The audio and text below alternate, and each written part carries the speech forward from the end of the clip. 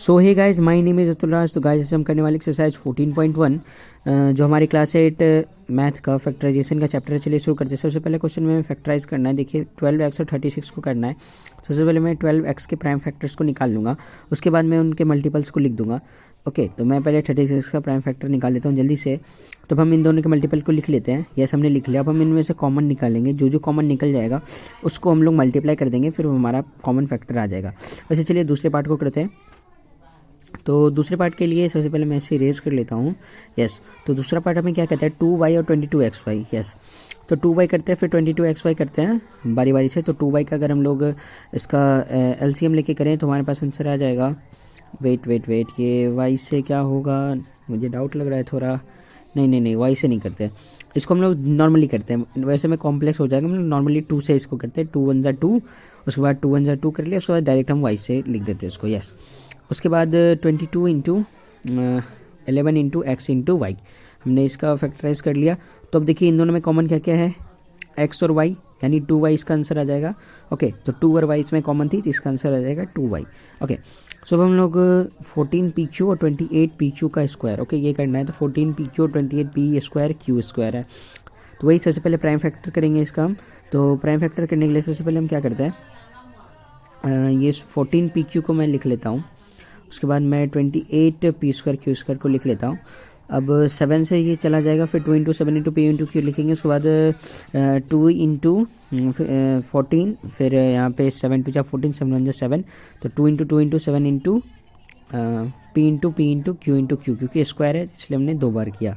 तो अब हम क्या करने वाले हैं, अब क्या करते हैं कि हाँ वही कॉमन ले लेते हैं दोनों में से। तो ये 2 एक 2 आ गया हमारे पास, एक 7 आ गया हमारे पास, एक p आ गया और एक और p आ गया।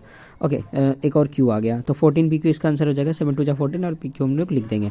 अब देखिए, ओके गाइस, तो हमारे पास नेक्स्ट क्वेश्चन है 2x 3x का स्क्वायर और 4। ओके, तो सबसे पहले हम इसको सॉल्व करेंगे। तो हमारे पास आ जाएगा 2x की अगर मैं फैक्टराइज करूँ तो 2 इंटू 1 इंटू एक्स, फिर 3x स्क्वायर को करूँ तो 3 इंटू 1 इंटू एक्स, फिर 4 का करूँ तो 2 इंटू 2। चलिए कर लेते हैं फैक्टराइज, 2 इंटू 1 इंटू।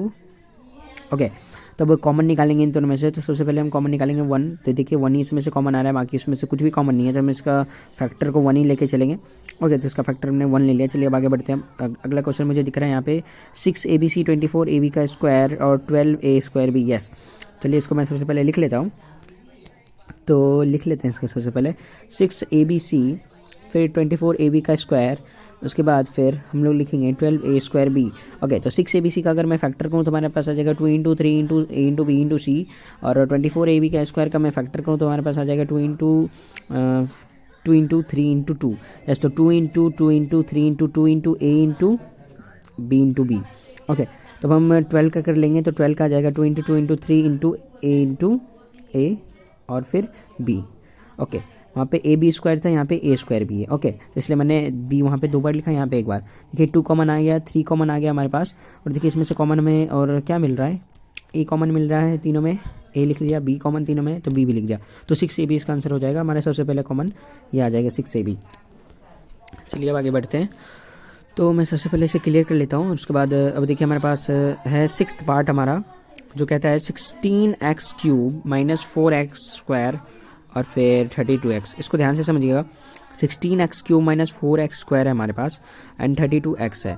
देखिए तो 16x क्यूब को मैं कैसे कर सकता हूँ, 4 2 8, फिर 2 2 4, 2 1 2। तो इसके फैक्टर्स निकाल लिए। इसके फैक्टर्स निकालने में बहुत बच्चे क्या करते हैं, यहाँ पे माइनस लगा देते हैं। यहाँ पे माइनस नहीं लगाना होता। चलिए हम आगे डिस्कस करेंगे इसको। तो कैसे करते हैं, देखिए 16 2 32, 8 2 16, 2 2 4, 4 2 8। ओके, तो अब हमारे पास मैंने यहाँ पे फैक्टर्स लिख दिए हैं, वहाँ पे माइनस नहीं लगाना है। चलिए हम आगे देखते हैं उसको कैसे करना है। सबसे पहले मैं 16 और 32 का फैक्टर्स को लिख लेता हूँ जो मैंने फैक्टराइज किया है। तो 2 इंटू 2 इंटू 2 इंटू 2 इसका फैक्टर्स लिख लिया। फिर एक्स क्यूब है हमारे पास, और फिर -2 इंटू -1 ये नहीं लिखना है। अब देखिए हम क्या करेंगे, वहाँ पे हम +1 भी नहीं कर सकते। तो अब हम क्या करेंगे, सबसे पहले हम पहले 4 के फैक्टर निकालेंगे, फिर -1 करेंगे। ओके, देखिए कैसे, ये हमारे पास 4 है, तो पहले हम 4 को फैक्टराइज कर लेते हैं, फिर 1 जो हमारा आंसर आएगा ना, हम इसी को माइनस बनाएंगे, जिसके वजह से इस -1 की वजह से हमारा पूरा टर्म जो होगा वो नेगेटिव में चला जाएगा। ओके, तो 4 हमारा वहाँ से नेगेटिव में आया है, इसलिए कोई भी सिली मिस्टेक नहीं करनी है। उसके बाद से हम यहाँ पे डायरेक्ट यहाँ से पॉजिटिव में 2 लेके चलेंगे, बस 1 नेगेटिव में रहेगा। ओके, तो अब हम आगे बढ़ने वाले हैं 32 में के लिए हमें 2 इंटू 2 इंटू 2 इंटू 2 इंटू 2 और फिर इस सब में से अब कॉमन निकाल लेते हैं। वहाँ पे एक्स क्यूब है, एक्स स्क्वायर है, एक्स है। अब देखिए एक्स एक ही कॉमन आएगा इन सब में से, पहले 2 को कॉमन ले लेते हैं, उसके बाद 2 को कॉमन ले लेते हैं। फिर इन सब में से बस एक ही एक्स कॉमन आया, तो बस हम एक ही एक्स को कॉमन लेंगे, तो 4x इसका आंसर हो जाएगा। चलिए 4x स्क्वायर इसका आ गया। अब देखिए इसमें करना क्या था कि बस हमें 1 को नेगेटिव बनाना था। ओके, चलिए इरेज कर लेते हैं।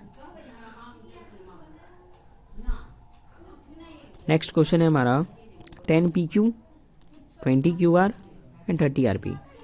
देखिए इसमें से कुछ भी वेरिएबल सेम नहीं है, चलिए हम आगे देख ही लेंगे उसको। इसको फैक्टराइज करते हैं अकॉर्डिंग टू रूल्स। 2 × 5 हो जाएगा हमारे पास, फिर p × q हो जाएगा हमारे पास, फिर इसको 10 × 20, 2 × 5 = 10, 2 × 2 × 5 हो जाएगा हमारे पास।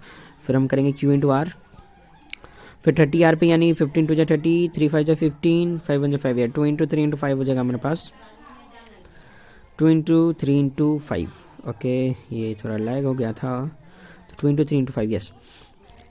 अब देखिए इन सब में से कॉमन निकालते हैं। देखिए वेरिएबल्स में तो कुछ कॉमन नहीं आ रहा है, तो r × p है। देखिए p q r किसी में नहीं है, तो कोई कॉमन नहीं आ रहा, तो हम डायरेक्ट कांस्टेंट को लेके चलते हैं। 2 ले लेते हैं, उसके बाद 5 ले लेते हैं। r p तो कुछ कॉमन आ नहीं रहा है, तो इसलिए इसको रहने देते हैं, आगे बढ़ते हैं। तो बस हम इसमें कोई भी वेरिएबल कॉमन नहीं आया, तो बस हम इससे कांस्टेंट में इसका आंसर लेके चलेंगे, जो हो जाएगा हमारे पास आंसर 10 है। 5 × 2 जो कि हो जाएगा हमारे पास आंसर 10। ओके, तो 10 हो गया हमारे पास। ओके, आगे बढ़ते हैं इरेज करने के बाद।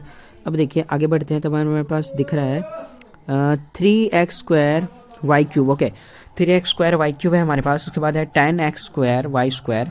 उसके बाद है हमारे पास 6x² y² z। ओके, 3 का फैक्टर करेंगे, 3 × 1 × x × x × y × y × y। तो 1 को लिखते नहीं है, डायरेक्ट इसको हम कर देते हैं। 3 × x × x × y × y × y, फिर 2 × 5 = 10, तो कर ही देता हूँ मैं यहाँ पे। 2 × 5 = 10, 5 × 1 = 5, तो 2 × 5 मैंने वहाँ से लिखा है। x को 3 बार लिखेंगे, y को 2 बार लिखेंगे। ओके, फिर 2 × 3 लिख देंगे, फिर x × x × y × y × z। Okay yes. अब हम क्या करेंगे, कॉमन निकालेंगे। देखिए 3 क्या सब में है, नहीं सब में तो 3 नहीं है, 2 सब में है, नहीं 2 भी सब में नहीं है। बस वेरिएबल्स हमारे मैच करने वाले हैं, यानी इसमें कांस्टेंट हम नहीं लिखेंगे। x हमारा मैच हो गया, फिर एक x मैच हो गया। देखिए हमने यहाँ पे 3x लिखा है, y² भी लिखना है सेकंड वाले नंबर में, तो हमें 2y और लगाने। देखिए 10x³ में हमें 2y और लगाने हैं। ओके, लिखना भूल गया मैं, कोई बात नहीं, अब लिख देते हैं। तो 2y और लगा लिए, तब देखिए हमारे पास y भी मैच हो गया, यानी 2y मैच होंगे सब में से। तो 2y मैच कर लिया हमने, तो x² y² इसका आंसर हो जाएगा। यानी पिछले वाले में हमने देखा कि सिर्फ कांस्टेंट आया, इस बार में हमने देखा सिर्फ वेरिएबल आया। तो इतना देखने के लिए थैंक यू वेरी मच। अगले चैप्टर्स के लिए कमेंट करें। Thank you.